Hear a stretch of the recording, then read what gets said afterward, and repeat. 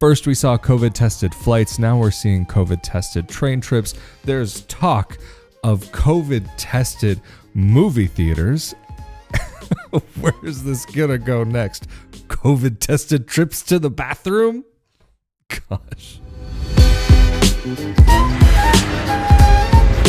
Hello there and welcome back to another Friday night for another episode of Not Your Average Globetrotter. I am Rafael de Furia, back at it again on another Friday night to talk a bit more about what's going on, life abroad, living abroad, Italian dual citizenship, and more. This is one of those weeks where it's and more. Unfortunately, fortunately. So in Italy, for those of you who are familiar with my content and have been keeping up with what's going on here in Italy, there have been some COVID-tested flights that have been going on since last year between Milan and Rome.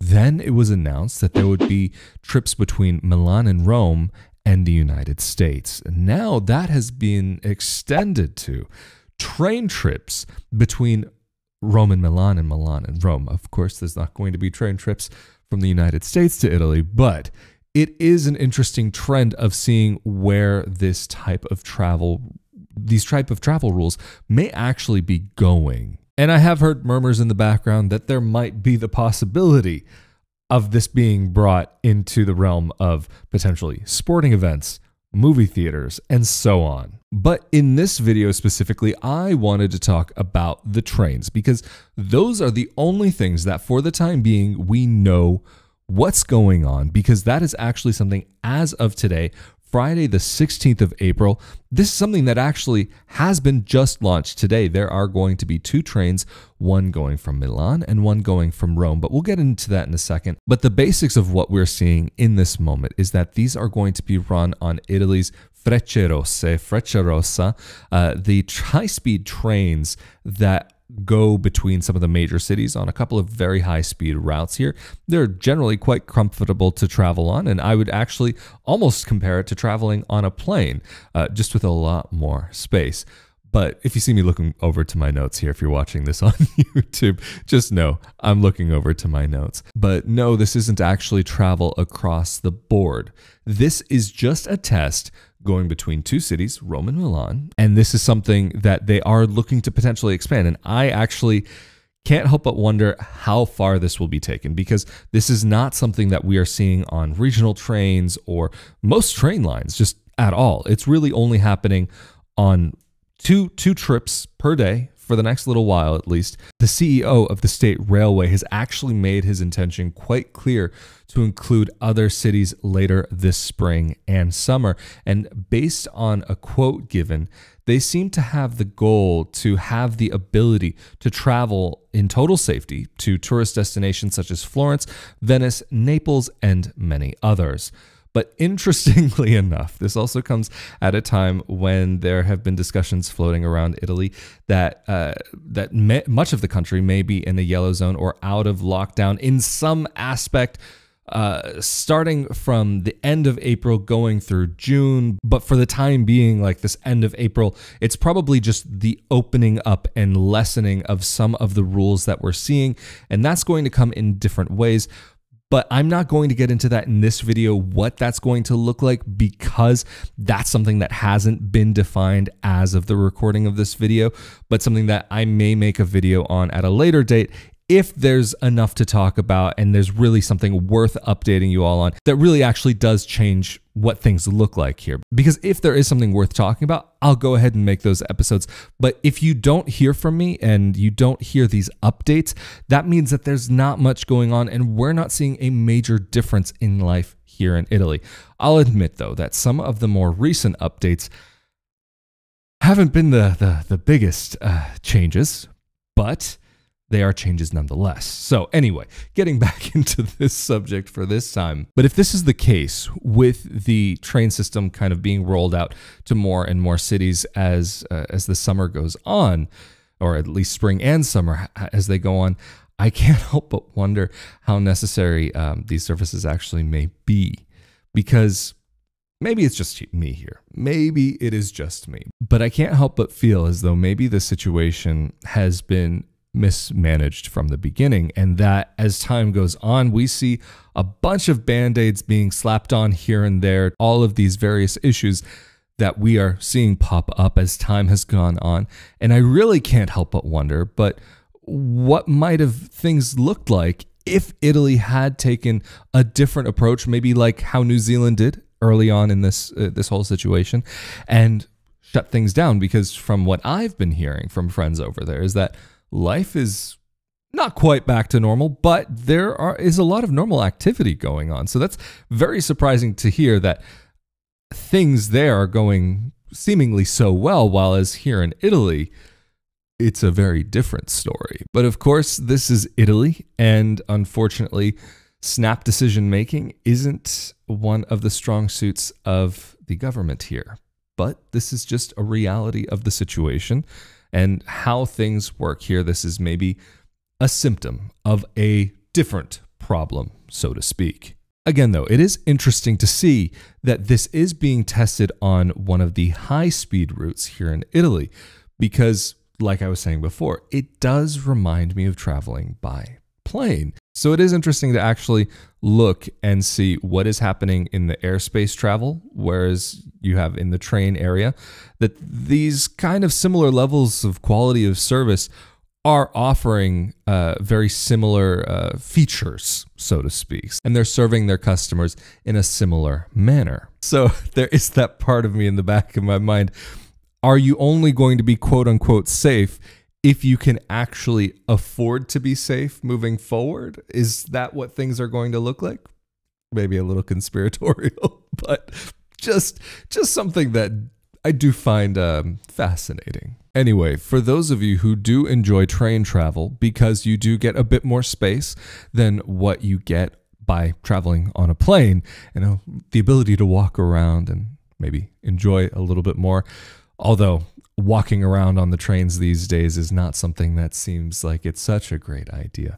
But these trains will have a max capacity of 50%, which if I'm not mistaken, has already been put into effect since last year.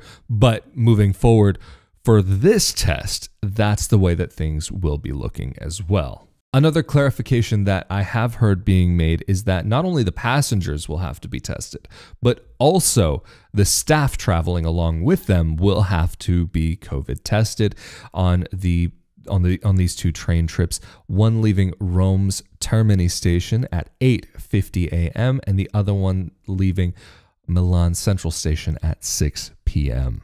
And just a quick little tidbit on the test itself is that it will need to be taken within the 48 hours leading up to the departure of the train. And from what I've been able to find out so far, it seems as though the test can be done for free at either stations in a screening area, and the passenger will have to be there at least 50 minutes before the departure. But if you've had the test taken elsewhere, you won't need to be there earlier than necessary to actually get on the train. But the thing is, I actually haven't been able to confirm whether the test at the stations is free or not.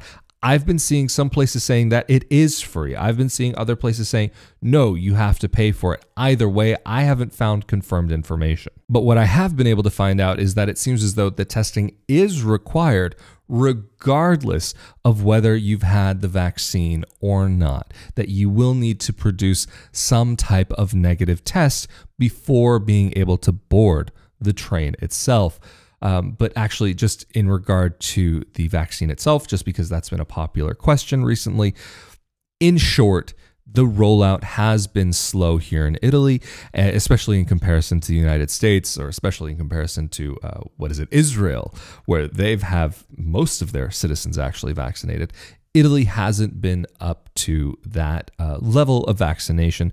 There are a lot of people in the country who are pro, and there are a lot of people in the country who are anti. And of course, regardless of the situation, things in Italy do have a tendency to move at a slower pace than in a lot of the world. I have heard of people actually going from Italy to try to get to the States to try to go get the vaccine or whatever it may be, whatever their home country is, if their home country has a faster rollout. But it's difficult to see what will be happening moving forward, because there are some vaccines that have been banned and some that are allowed and some that there's all this back and forth. And it's This is one of the reasons why I haven't gone into the subject of the vaccination, because it's changing. It's changing rapidly. It's going up. It's going down. It's going in all kinds of different directions. This one is good. This one is bad. This one should be taken. This one shouldn't be taken. This one is only for the people above 80. No, because of this issue that can't be taken, because there's all of these different factors. So at this moment in time, news of what's really going on is kind of like, if you live here in Italy, you'll find out what is happening in your local area. Otherwise, on a general kind of what's happening in Italy, it's a slower rollout. But getting back to this whole idea of travel, I know actually where I used to live in Alto Adige, further north than where I live now in Merano, just to get to the next town over, at the very least on public transportation, you did need to have one of these tests saying that you were COVID-free. And so I do find that interesting that this has been already happening in other parts of the country, at least on some small scale, just for at least in a little area. But I can't help but wonder, is this going to become something that is necessary, that you will need maybe some type of test before? But it's impossible to say, because what it looks like now is that this could be the new reality, at least for the not so distant future. But moving beyond that, who knows? There is a very different approach being taken to this situation than any other situation prior. So it is interesting to see. And there are a lot of unknowns. And on top, there is a lot of speculation. And a lot of that speculation comes based on what various politicians around the world are saying, that they want this or they want that. They don't want this or they don't want that. So it's very difficult to say what things may look like going forward. At least here in Italy, though, for the near future, it seems as though that the opening of the country and the lessening of the closures will be a slow rollout, and that it will be happening gradually, at least from the end of April through May, potentially into June. But just to wrap up this episode, what would happen to a person if they are going on one of these two trips from Rome to Milan or Milan to Rome, and they are tested positive at the station? What's the situation for them? That individual would actually not be able to board the train.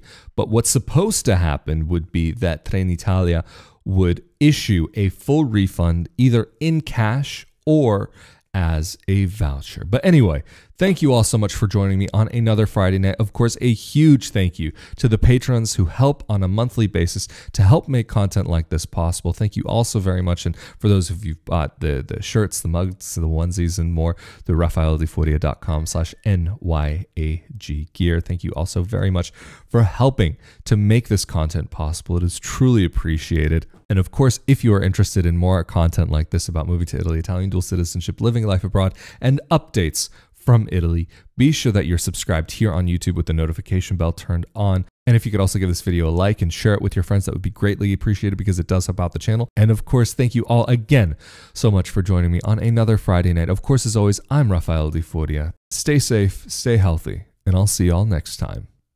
Later.